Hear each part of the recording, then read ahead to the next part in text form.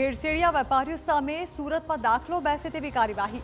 પનીરના નમૂના ફેલ થતા પ્રથમવાર ડેરી માલિકની ધરપકડ। સુરતમાં પનીરના નમૂના ફેલ થતા પ્રથમવાર કોઈ ડેરી માલિક વિરુદ્ધ ગુનો નોંધાયો। સુરભી ડેરીમાંથી લેવાયેલા પનીરના નમૂના ફેલ થતા એસઓજી પોલીસે ખટોદરા પોલીસ મથકમાં સુરભી ડેરીના માલિક શૈલેષ પટેલ વિરુદ્ધ ગુનો નોંધાવ્યો છે। પોલીસે 754 કિલો જેટલું પનીર પણ જપ્ત કર્યું હતું, જે અલગ અલગ હોટેલ્સ અને લારીઓ પર સસ્તા ભાવે વેચાણમાં આપવામાં આવતું હતું। સુરત શહેરમાં લોકોના સ્વાસ્થ્ય સાથે ચેડા કરનારા નકલી ખાદ્ય પદાર્થોનું વેચાણ કરનારાઓ સામે ચાલી રહેલી ઝુંબેશ વચ્ચે ખટોદરા પોલીસે સુરભી ડેરીના માલિક શૈલેષ પટેલની ધરપકડ કરી છે। શૈલેષ પટેલ પર રોજ 300 કિલો નકલી પનીર બનાવીને વેચવાનો આરોપ છે।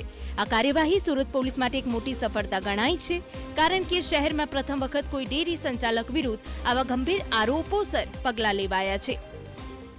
પનીરમાં મિલ્ક ફેટ ઓછામાં ઓછી 50% હોવી જોઈએ, તેની જગ્યાએ 31 સમથિંગ એટલે ઓછી આવેલી છે। તેમજ બીટા પ્રેઝન્ટ આવેલી છે।